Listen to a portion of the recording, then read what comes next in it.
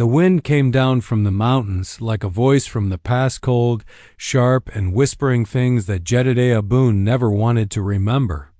In the high wilderness of Colorado, where pine trees swayed like tired sentries and snow blanketed the earth thick as sorrow, Jed lived alone.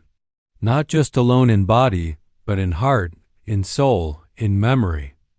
The sun had long dipped behind the snowy peaks, casting a pale blue over his rough-hewn cabin tucked beside the frozen creek. He sat near the fire that night, whittling a piece of birch into something shapeless, lost in thought. The fire popped like musket shots from the past. Each spark reminded him of days long buried, his wife's gentle hands, the golden curls. Of his daughter, the screams. The flames didn't warm him. Nothing did any more. Outside, the wind howled like a wounded coyote. He was just about to turn in when his old hound, Rufus, lifted his muzzle and growled low in his throat. Jed stiffened, hand going instinctively to the rifle propped beside the hearth. No visitors came up here, not unless they meant trouble or were half-starved. He stepped outside, boots crunching on the frozen earth, breath curling out like smoke from a dying fire, and then he heard it. A sound not quite human and not quite animal, a faint, pained moan carried by the wind. He froze. "Rufus," he muttered, kneeling beside the dog. "That sound come from the ridge?" The hound whined softly, ears twitching. Jed rose, lifted the rifle to his shoulder, and began moving up the narrow trail between the trees. Branches clawed at his coat as he climbed. The snow was ankle-deep, freshly fallen. He paused under a crooked pine, listening. Another moan closer now, and then he saw her, a shape slumped against the base of a tree, half buried in snow. Long dark hair spilled across the white like ink across paper. He approached cautiously, his breath loud in the silence, his rifle still raised. "Who's there?" he called. "Don't move." "I got a gun," but she didn't move. Just a whimper escaped her lips.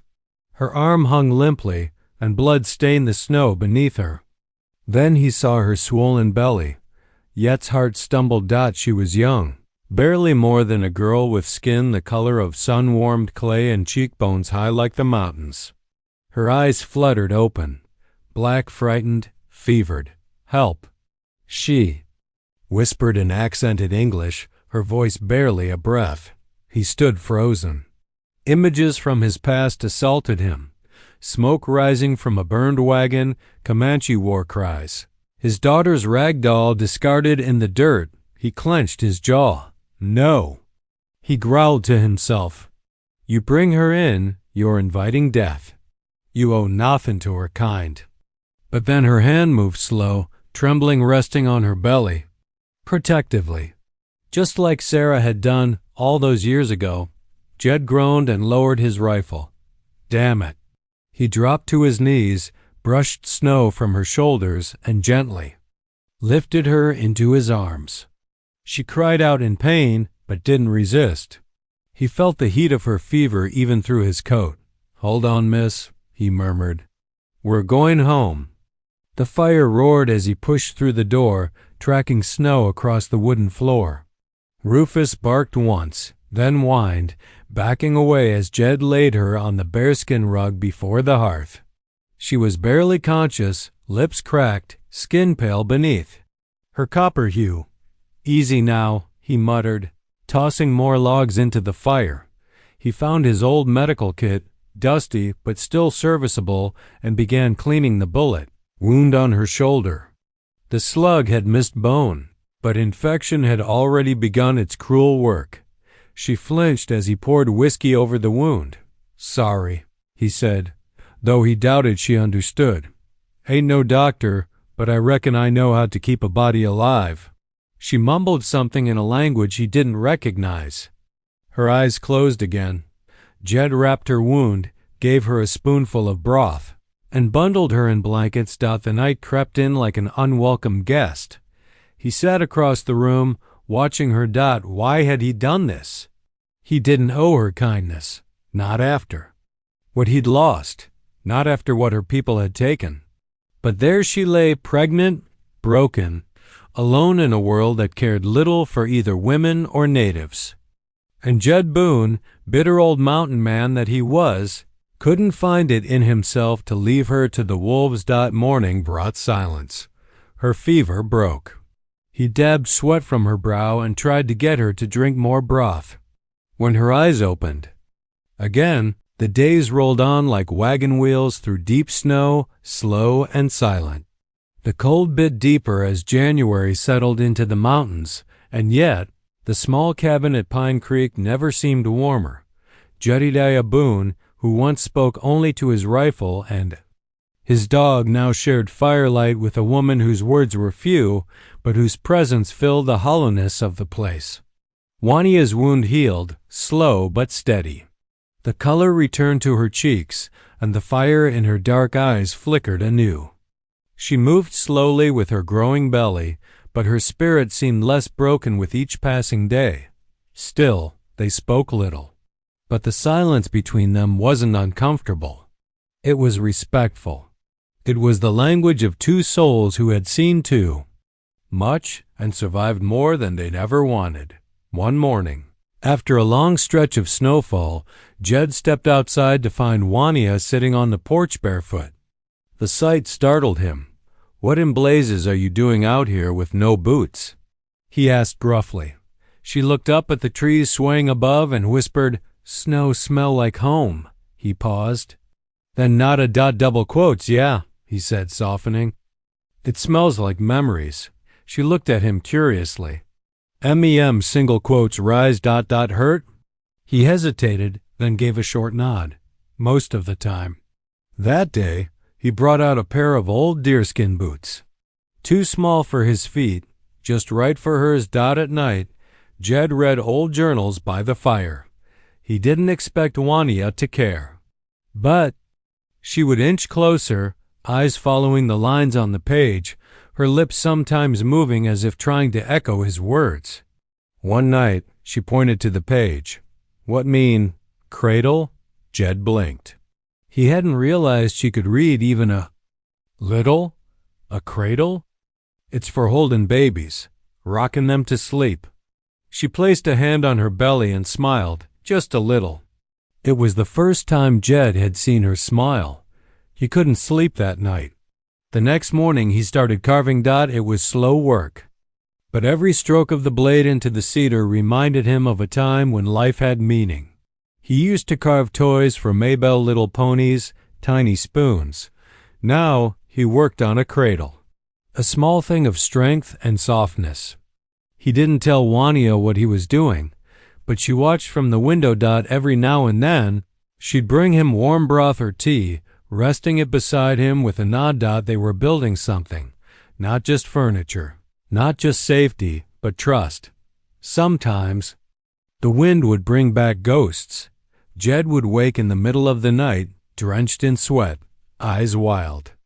The dreams never changed, Sarah screaming, Maybelle reaching out, arrows slicing through the air. One night, he rose and stepped outside, trying to shake it off.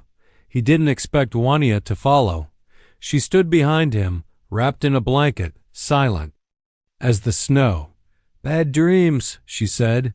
He nodded. She touched her chest gently. "I have them too." Jed turned to look at her, really look. "What happened to you, Wania?" he asked softly. She didn't answer right away. Then she whispered, "My village ... raided, not by whites. By Kiowa, enemy. They kill men, take women. I run." Yet. Jaw tightened. "And the baby's father?" Her eyes dropped. "Gone," she said simply. That was all. And that was enough. From that night forward, something shifted. They spoke more. Slowly, clumsily, but with patience. Jed taught her words, kindling, stew, rifle. She taught him her own. Na'an, Nountun, Nuvu, snow, Tavi, child. He tried and failed to pronounce most of them, and she laughed a sound as rare and delicate as spring's first thaw. One afternoon, She showed him how to grind herbs into a paste for pain. "These leaves," she said, pointing, "stop fire and blood." He watched, impressed. "Didn't know you were a healer," she shrugged. "Mother teach me. Before ... The sentence trailed off. Jed didn't ask her to finish, but even as trust grew, so did danger. The town of Pine Hollow lay 20 miles south, down the valley. Jed rarely went there, only when supplies ran out. But rumors traveled faster than horses. People had seen smoke from his chimney again. People who knew Jed. Never took visitors. People who remembered what he'd lost and hated who he'd lost it to at the saloon. Deputy Clay Rourke nursed a bottle of rye and spit on the floor when he heard the gossip. "Boone's up to something," he muttered. "That old hermit's harborin' filth." His companion, a wiry man with a scar across his chin, leaned in. "Think it's true? That he's got an Injun holed up there?" Clay narrowed his eyes. "I intend to find out." Back in the mountains, Jed felt a and an unease. Like the forest itself held its breath. One morning, as he chopped wood, he saw a crow perched on the fence, black still. Watching one eye, he came out with a cup of warm water and paused. "Crow see things," she said. Jed frowned. "Bad things?" She nodded. "Sometimes." He didn't laugh. Not this time. That night, he oiled his rifle. Rufus paced the porch. Wanya held her belly more often, the child restless. Jed stood by the window, staring at the distant hills. "You afraid?" He asked her. Wanya shook her head slowly. "No, not now." She looked at him. "You?" He gave a long sigh. "I used to be. Not anymore." Then he looked down at the half-finished cedar cradle beside the hearth. "Got too much to protect now." Outside, the wind howled like it always did. But inside, for once, it was quiet. Not the kind of quiet that comes from emptiness, but the kind that comes before a storm that would come faster than they were ready for. But that night, in the glow of the fire, two broken people shared bread, language, and the first fragile threads of something stronger than survival, something that looked a little like family.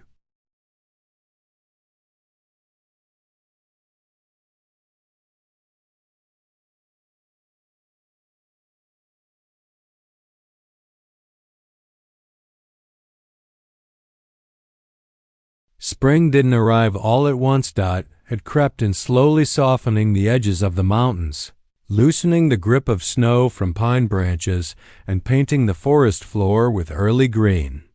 Icicles wept under the morning sun. Streams swelled and roared down rocky paths.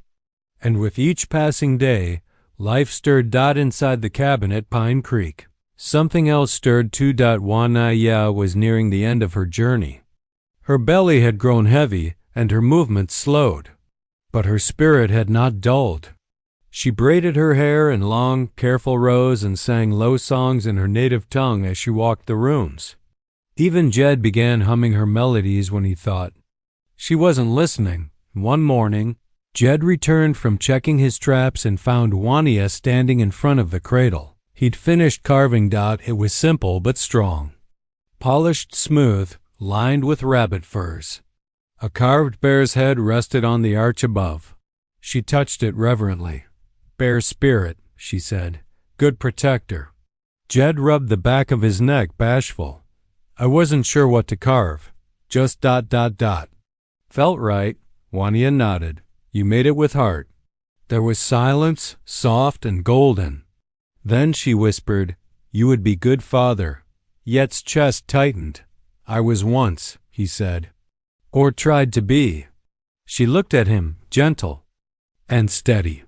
"You still are." The next few days passed in nervous anticipation.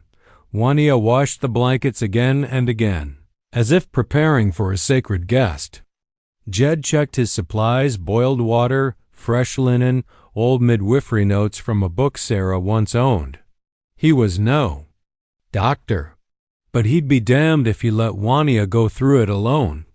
One evening, as the sun dipped behind the mountain ridge, she clutched her belly and gasped. Jed looked up from his carving bench. "Is it time?" She nodded through gritted teeth. He threw more wood in the stove, cleared the table, and ran to her side. "All right, Wanya, just breathe." She gave him a look that could cut stone.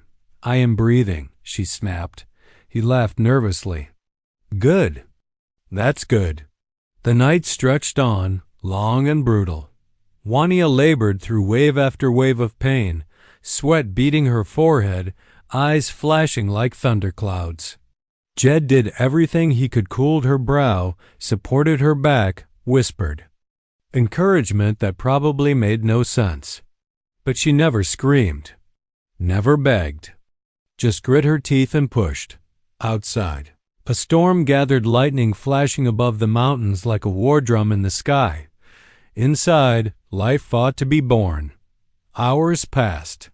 Jed lost track of time. Then came the cry. Thin, fragile, beautiful, a baby. Girl, red and furious, howling against the world. Jed wrapped her in rabbit fur, hands trembling, heart pounding. "You did it," he whispered. "She's here." Wanya leaned back, tears on her cheeks, hair wild and damp. "She's strong," she whispered, "like the mountain." Jed looked at the child in his arms. She single quotes S. Perfect. They named her Hope. Jed carved it into the cradle, just 5 letters, burned gently into the cedar. Wanya gave her a second name, Nani, meaning gift in Comanche. Jed practiced saying it until he got it right. The baby's cries filled the cabin, and strangely, they didn't hurt, they healed. They echoed through the rafters, chasing away ghosts. Hope's tiny fingers curled around Yet's thumb like a promise. He sat for hours just watching her breathe, unable to believe something so small could carry so much meaning. Wanya smiled as she watched him. "You never stop watching," she teased one morning. Jed blushed. "Can't help it." She looked down at the infant nursing peacefully. "She bring light." "She brought it," he corrected, voice hoarse. "But you carried it." They settled into rhythm. Jed fetched water and firewood, cooked stews that Hope could smell from her blanket cradle. Wanya taught Jed how to carry the baby swaddled to his chest. He looked ridiculous, she said, like a bear with a papoose. He didn't care. In the quiet moments, they sat outside, Wanya rocking the baby while Jed smoked his pipe. Sometimes he'd speak aloud stories of Sarah and Maybelle, of mistakes he'd made, of rage he'd clung to for too long. "I used to think it was all black and white," he told her one night, stars blinking overhead. "Us and them, right and wrong, but it's more like ash and snow. It all mixes." Wanya nodded. Slowly. "Pain make hearts heavy, but baby make them soft again." Jed reached over and gently rocked the cradle. "I never thought I'd feel peace again," he whispered.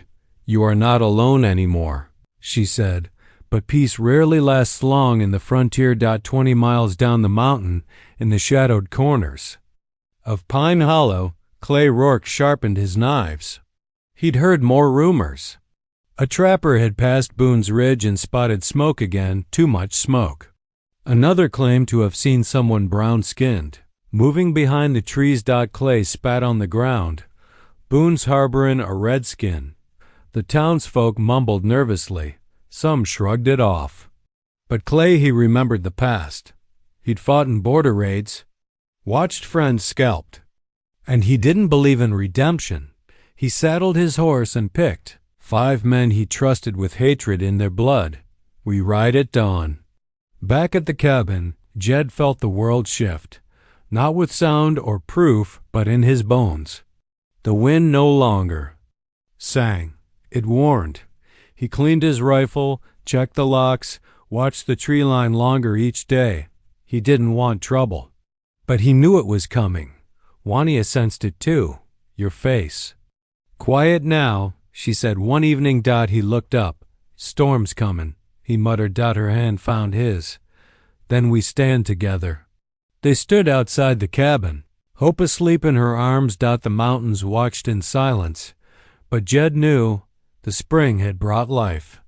Now it might demand a fight to keep it.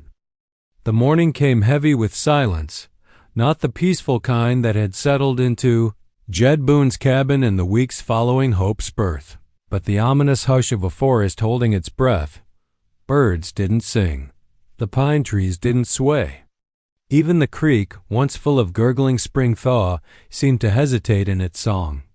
Jed stood at the edge of the porch, rifle resting in one weathered hand, eyes scanning the timberline like a hawk waiting for a storm. Rufus lay beside him, tail still, ears pricked. Inside, Wania hummed softly, rocking Hope in her arms, though her voice trembled at the edges.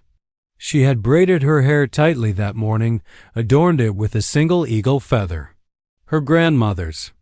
Medicine pouch hung from her neck. She knew, same as Jed, that something was coming. He turned back toward her and gave a single nod. "Stay inside," he said. She didn't argue. Around mid-morning, the silence broke. Hoofbeats. Not fast, not thundering, but steady, confident. Calculated. Jed stepped off the porch, boots crunching lightly on the newly thawed ground. 5 riders emerged from the woods like shadows peeling off tree bark. At their head sat Deputy Clay Rourke, his long brown duster flapping in the breeze, revolver slung low at his hip. His eyes narrowed beneath his brimmed hat. "Well, well," Clay drawled, spitting tobacco into the dirt. "Ain't this a picture?" Jed stood tall, arms crossed. "Didn't expect company this far up." "Didn't expect you to be keeping company with savages either," Clay sneered. His men chuckled. Behind him, rough men, hard-eyed and eager for trouble. Yet's jaw tightened. "Ain't none of your business what goes on at my ranch." "You're wrong about that," Clay said, voice turning cold. "See, you're harboring a fugitive. A native. Word is she was part of a raid last fall. There's bounty on her kind." Judd stepped forward. "She was raided. Her people were slaughtered. She's not a criminal, she's a mother." Clay leaned in, eyes like gun metal. "And you think that makes her innocent?" Inside the cabin, Wania stood behind the curtain, watching through the window. Hope stirred in her arms. The baby's small face scrunched but didn't cry. Wania's heart pounded like war drums in her chest. She recognized one of the men had seen him months ago in a trading post. He'd spat at her feet and called her vermin. They weren't here to talk. She set the baby gently into the cradle, kissed her forehead, and crossed the room. She opened the wooden chest where Jed kept a second rifle. Her hands didn't shake. "Outside." Yet's voice was rising. "She's under my roof." "That means she's under my protection," Clay scoffed. "That ain't how the law works, Boone. You know that." Jed squared his shoulders. "I know what's right." Clay gave a slow nod to his men. "Torch it." Jed lifted his rifle in an instant. "Don't you dare." For a split second, time froze. Then the cabin door swung open with a slam. Wania stepped out onto the porch, rifle in hand, the feather in her braid trembling in the wind. She walked beside Jed, calm as the moon. Clay's mouth twisted. "Well, look at that." "She's got teeth." Wania's voice rang clear. "I'm not hiding." "You want fight? I give you one." Clay smirked. "You think we won't shoot a woman?" Wania lifted her chin. "I think he's scared." "Because I'm not alone." A distant cry echoed through the trees. Yet's eyes narrowed. "What was that?" Clay frowned and looked back over his shoulder. Another cry, this time closer. Then a drumbeat, and then they appeared. From the ridge to the east, 6 Comanche warriors on horseback rode down like lightning unleashed. Faces painted, spears raised, arrows notched. The forest had answered her call. Clay's men panicked, drawing weapons, horses rearing. Jed shouted, "Don't fire!" Too late. Gunfire cracked like thunder. Jed dove toward Wania, dragging her down as bullets flew. He returned fire once, twice dropping a man off his horse. Rufus charged, snarling, biting into another's leg before being kicked away. The Comanche stormed the clearing, surrounding the riders in a storm of hooves and war cries. Arrows found. Marks? Swords clashed against rifle butts. Clay fired wildly, screaming. Jed rose just in time to see Clay aim his revolver directly at Wanya. He didn't think. He moved, threw himself in front of her, and the bullet struck. Pain exploded in his side like lightning and bone. He collapsed to the earth, gasping. Wanya screamed, catching him in her arms, pressing her hand to the wound. Clay raised the gun again, shaking now, snarling. But before he could fire, a Comanche warrior leapt from his saddle, tackled Clay, and drove the butt of his spear into the deputy's face. Clay crumpled to the ground, unconscious. Silence returned, broken only by the sound of the creek and Yet's ragged breathing. The Comanche gathered close, surrounding the cabin like a protective shield. Their leader dismounted, a tall man with silver braids and sharp eyes. Wanya looked up. "Brother," she whispered. The warrior knelt beside her. "You live." She nodded tearfully, still pressing her hands to Yet's bleeding side. He looked down at the grizzled mountain man and then at the baby's cradle visible through the doorway. "This one saved you?" Wanya nodded again. "He give us shelter, food, name, he protect." The warrior looked at Jed. "You fight for her?" Jed coughed. Blood stained his beard. "Would again?" A long pause. Then the warrior stood. "We take no more blood today, only the wounded. The rest go free for her," Wanya whispered. "No more death. For her." Hope cried softly inside the cabin, and that sound, one small cry, was enough to end a war. They lifted Jed into the cabin, Wanya never letting go of his hand. Clay's men, broken and bleeding, limped into the trees, ashamed. Clay was dragged behind, unconscious, his badge discarded in the dirt. The Comanche did not celebrate. They simply left like wind slipping. Between trees, Wanya's brother lingered by the door. "You have made peace with a ghost," he told her. She nodded. "And built a future with him." Inside, Jed lay in bed, pale but breathing. Wanya knelt beside him, holding his hand. He opened his eyes. "I ain't dead?"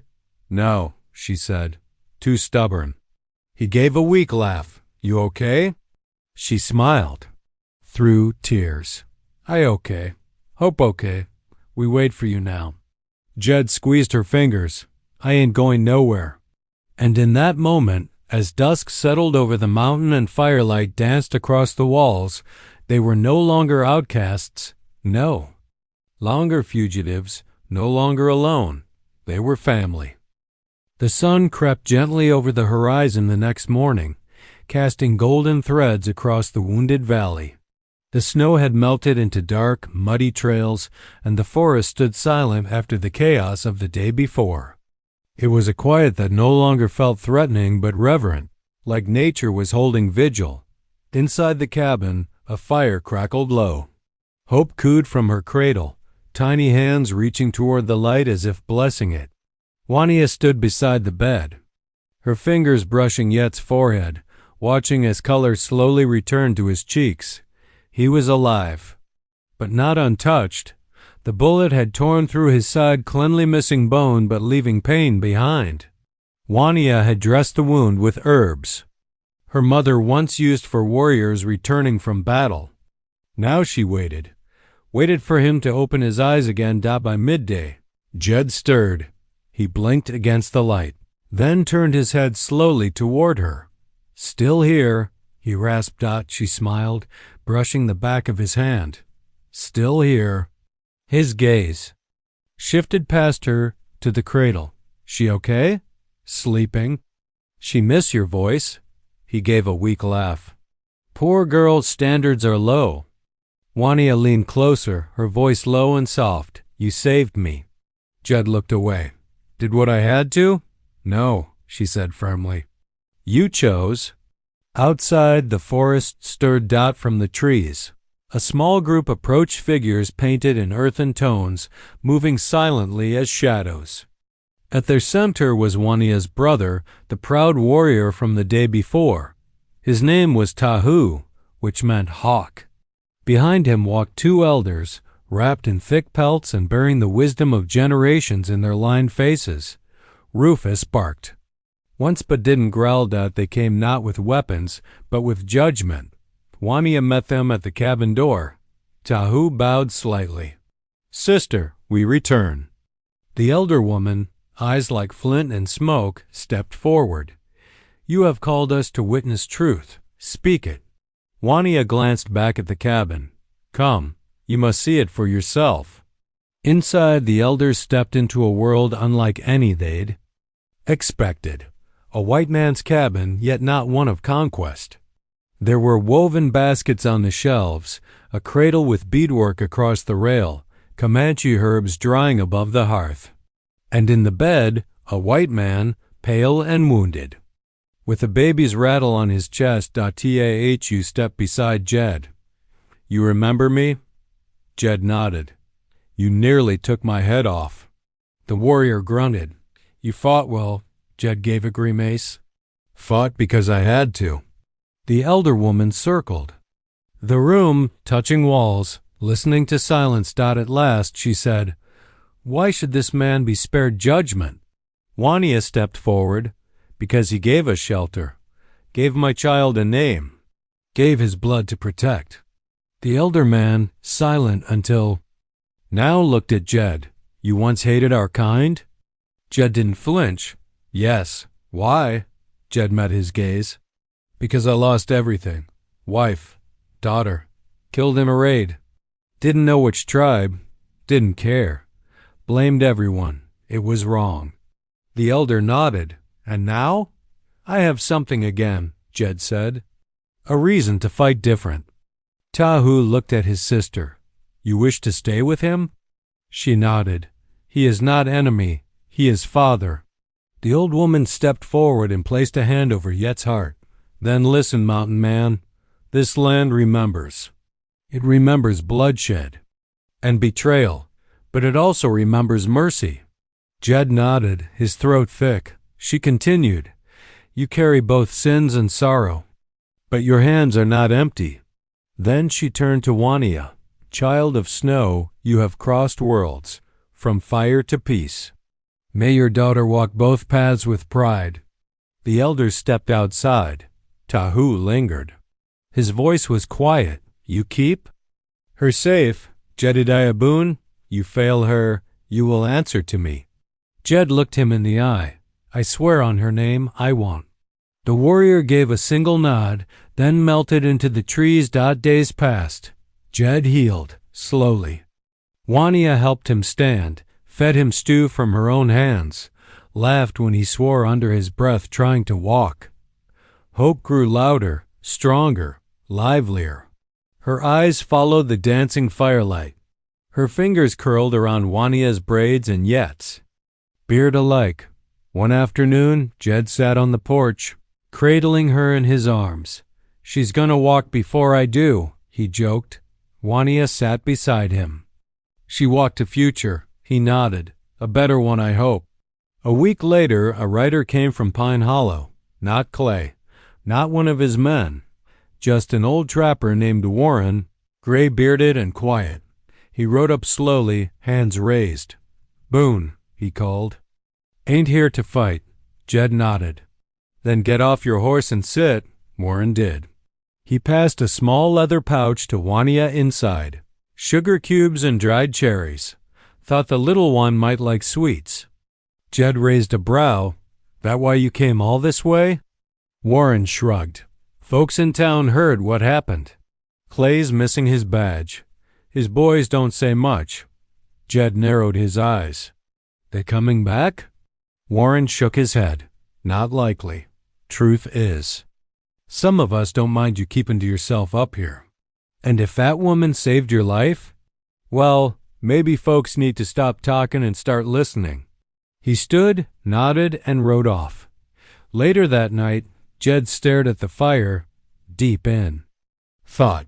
Maybe it's not just judgment that lives in these mountains, he murmured. When I looked over from where she nursed hope. What else? Redemption. She smiled gently. Redemption need roots. He met her eyes. Then maybe it's time we plant some. Spring arrived quietly in the mountains. No grand announcement, just the slow green awakening of the earth. Snow faded from the ridgelines, rivers whispered again, and the trees opened their arms to the sky. On Jedediah Boone's land, life had taken root. The cabin, once a place of shadows and silence, now sang with gentle sounds. Hope's laughter, Juania's voice as she hummed lullabies, and the quiet rhythm of wood being chopped for a future that finally felt possible. Jed walked without pain now, though the scar on his side tugged when he worked too long. But he wore it like a badge earned in a moment that changed everything. One morning, he stood near the porch, splitting logs with slow, even strokes. Rufus lounged in the shade, tongue lolling. Inside, Juania was telling Hope a story from her people, one about a hummingbird who carried fire in its beak to save the forest from cold. Hope babbled, chewing on a piece of cornbread. Jed paused and listened, not just to the story, but to the feeling in his chest. Something steady. Something warm. Was this joy? But peace never lingers too long in wild places. That afternoon, a small plume of dust rose in the distance. Jed's Quinte. Two riders. Juania stepped beside him, lifting Hope to her hip. Trouble? Jed shook his head. Can't tell yet. As the horses neared, Yet's shoulders relaxed. One of the riders was Warren, the old trapper. The second a stranger, a man with long black hair tied behind his back and a rifle slung over his shoulder. When they dismounted, Warren tipped his hat.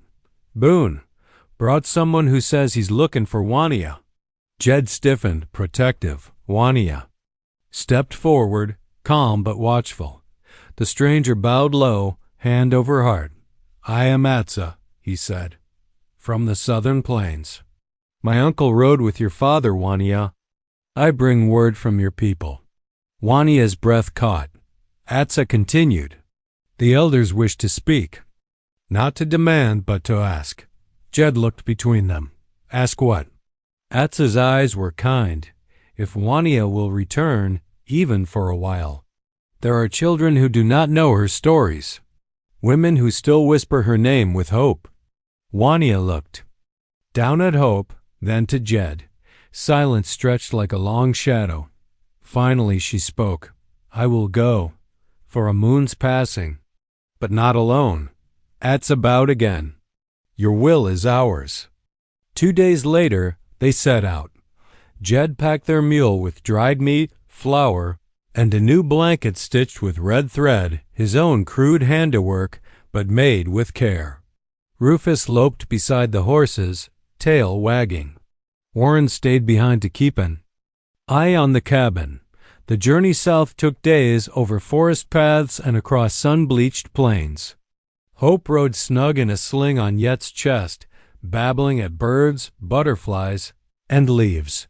And when they reached the village, everything changed. It was not a place of teepees or war drums. As townsfolk imagined. No, the Comanche village was a blend of canvas and wood, herbs hanging from lean-tos, children laughing as they chased goats. Elders sat by a central fire, whittling, braiding, whispering memories to the wind, and when Juania walked in, a hush fell. An old woman rose and touched her face.